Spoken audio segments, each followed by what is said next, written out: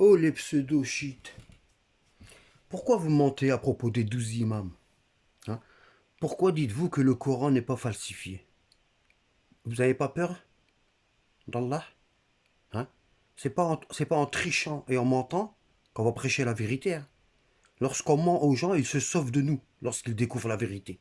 D'accord? Vous dites que le Coran n'est pas falsifié. Ici, on a surat al-Hijr, verset 41. Qala hadha siratu alayya mustaqimu. Hein, ils ont falsifié le mot alayya. Le mot Ali, Ali, le cousin du prophète, il a été changé par alayya. Vous voyez, même là, ils n'ont pas su comment le traduire, hein. Allah, il dit en vérité, qu'est-ce qu'il dit ici, Allah? Il dit, qala, dit, hein, il a dit, ce chemin-là, c'est le chemin de Ali, droit. Ça veut dire quoi? Ça veut dire, le prophète, il dit, mon chemin est le même chemin que le chemin de Ali, qui est droit, mustaqim, rectiligne. D'accord? Et eux, ils ont falsifié le nom de Ali par Alayya, hein. Pourquoi? Regardez, hein. Pourquoi? Ici, dans Tafsir Tabari, le plus grand tafsir des pseudo-sunnites, on a le verset là, 41, et il dit Ikhtalafa al-Qurra. Les lecteurs ont divergé concernant la lecture de ce verset. Ils ont divergé. Vous voyez, quand il y a divergence, c'est qu'il y a un loup. Quand il y a divergence, c'est qu'il y a du trafic. D'accord? Qu'est-ce qu'on a? Regardez. Regardez. Et ça, c'est Tabaria, le plus grand mufassir chez les pseudo-sunnites. Bon. Qu'est-ce qu'on a? On a ici le Coran dit de Uthman. Vous voyez, ici, on ne voit pas les accents. Il y a ni voyelle, ni ponctuation, hein. Les points sur les B, sur les T, il n'y a pas, hein. Donc, c'est un Coran sans accent, hein, sans ponctuation. Et ici, on voit que le mot alayya, hein, et le mot Ali, ils se ressemblent. Parce qu'il n'y a pas de ponctuation. Il n'y a pas, hein. Donc, on peut très facilement changer le mot Ali, le nom de l'imam Ali, par le mot Aliya. Il n'y a pas de ponctuation. D'accord? Regardez. Vous voyez, hein? Bon. Je vous ramène des preuves concrètes, hein. D'accord? Bon, ici. Regardez, ici. Ici, on est dans un site salafiste. Je vais essayer de faire vite, parce que je n'aurai pas très le temps, hein. Ici, on est dans un site salafiste, hein. Islam Web. Vérifiez, c'est salafiste. C'est une fatwa. C'est les ennemis de la famille du prophète. Il dit quoi? Abu Bakr Siddiq a réuni le Coran pendant son califat. D'accord? La cause de ce recueil est qu'il craignait qu'une partie du Coran ne se perde. Donc Abu Bakr, il voit que le Coran n'est pas préservé, comme ils disent, hein. On peut le falsifier, on peut le perdre. Après la mort d'un grand nombre de récitateurs, ce sont les compagnons qui ont appris le Coran par cœur. Car au temps d'Abu Bakr Siddiq, pendant la guerre des apostats, c'est pas les apostats, c'était une guerre des apostats, mais ils tuaient les opposants d'Abu Bakr. Et ils ont déguisé ça par une guerre des apostats. Comme quoi ils sont sortis de l'islam, donc on les tue. D'accord? Il y a une recrudescence des tueries, hein, des compagnons du prophète. Ils se sont entretués entre eux. D'accord? Parmi les compagnons tombés en martyr, il y avait un grand nombre de Qurra qui comprenaient le Coran, qui lisaient le Coran par cœur. Abu Bakr a décidé d'assembler le Coran dans un seul livre. Voilà. Le prophète a dit que ce Coran a été révélé selon 7 lettres. Vous voyez comment ils mentent, hein? Ils ont dit que le prophète il a dit que le Coran il a été révélé selon plusieurs versions, plusieurs façons de le lire. C'est pas vrai. Le Coran il a été révélé selon une seule version. Point barre. Hein. Pour cacher le fait qu'ils ont falsifié le Coran et qu'il y avait plusieurs exemplaires, ils ont dit que le prophète il a dit qu'il y avait plusieurs exemplaires, plusieurs façons de le lire, hein. Ils mentent. Qu'est-ce qu'il nous dit après? C'est-à-dire que le Coran a été révélé selon plusieurs façons de le lire, plusieurs qira'at, des récitations variées. Ça, c'est du mensonge. Ça, c'est du mensonge, hein. D'accord, hein. Il dit les Arabes à cette époque, hein, c'était la raison. Les Arabes étaient tous, ou la majorité d'entre eux, des Arabes à l'époque du prophète. C'était la raison de leur non-désaccord malgré ces différentes versions. Alors il y avait différentes versions, mais ils n'étaient pas en désaccord. Comment c'est possible?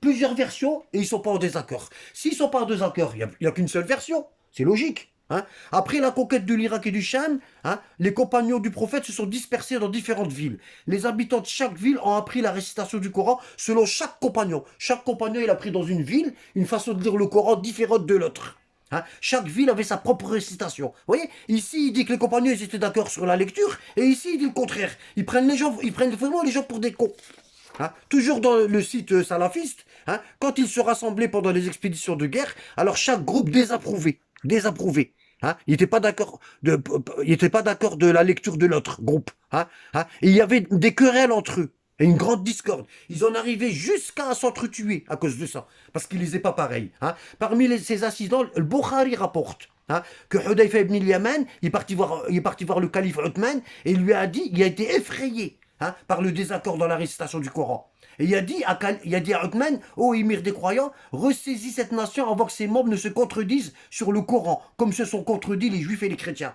Ressaisis cette nation avant qu'ils falsifient le Coran, comme les juifs et les chrétiens ont fait pour la Torah et l'évangile. Ça, c'est dans le Bukhari. Ils vous mentent. Et ici, on a le manuscrit de Tashkent. C'est quoi le manuscrit de Tashkent? Le manuscrit de Tashkent, c'est un Coran appelé Coran de Othman. C'est une copie attribuée erronément au troisième. Ils disent que ça a été attribué erronément au troisième calife Othman. C'est pas vrai. Pourquoi? Parce que ce Coran, il n'est pas comme le Coran qu'on a. Le Coran qu'on a entre nos mains, qu'on lit et qui est imprimé par l'Arabie Saoudite, c'est le Coran de Othman. Il y a plusieurs versants de ce Coran. D'accord? Voilà. Il est en Ouzbékistan. Ici, la Vox Populi, ça veut dire les gens, a fait de ce Coran un Coran d'Othman, bien qu'il soit plus tardif, en Ouzbékistan. L'ensemble des habitants musulmans sont attachés à revendiquer, etc. Il dit, peut facilement vexer un croyant. Le fait de dire que le Coran il a été falsifié, ça peut facilement vexer un croyant et déboucher sur un conflit grave, une altercation physique, un lynchage par la foule. Moi, je risque ça. Le fait de dire la vérité, je risque d'être lynché, moi. C'est parce que je suis en France, il y a l'état de droit. Si j'étais dans un pays musulman, il y a longtemps qu'ils m'auraient lâché. C'est la vérité. C'est la vérité ce que je dis. D'accord? Il est réputé par les traditions musulmanes garder une trace du sang de Othman, celui-ci. Ils disent qu'il y a une trace du sang de Othman parce que lorsqu'il a été tué, il est en train de le lire. Il a été tué pourquoi? Parce qu'il a falsifié le Coran. Voilà pourquoi. C'est Aïcha qui l'a fait tuer. D'accord? Bon. Qui en avait donné l'ordre de la recension et qui le lisait quand il fut assassiné. Donc c'est le Coran de Othman. D'accord? Ici, dans Tafsir al-Burhan, l'explication, le tafsir du Coran selon les descendants du prophète. Qu'est-ce qu'on a? Qu'est-ce qu'on a? Ici, on a quoi? Regardez. Ici, on a ici. On a le verset. Hada siratun Ali mustaqim. Ceci, c'est le chemin de Ali, droit. Qu'est-ce qu'il dit? Il dit,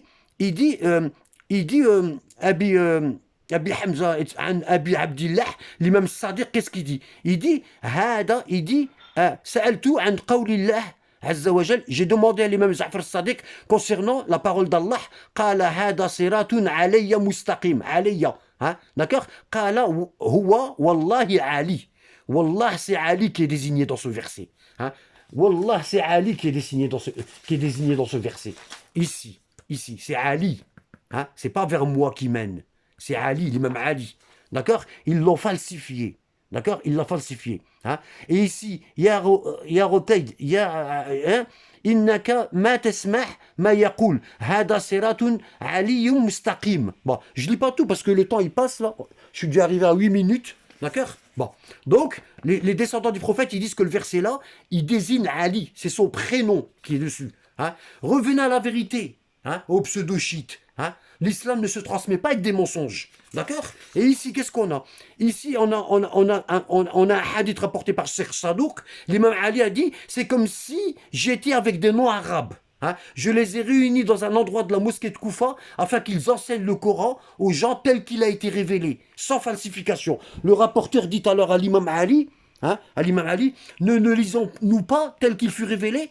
L'imam Ali répondit non, ils ont effacé de ce Coran 70 noms d'hommes koraïchites cités par leur nom et celui de leur père.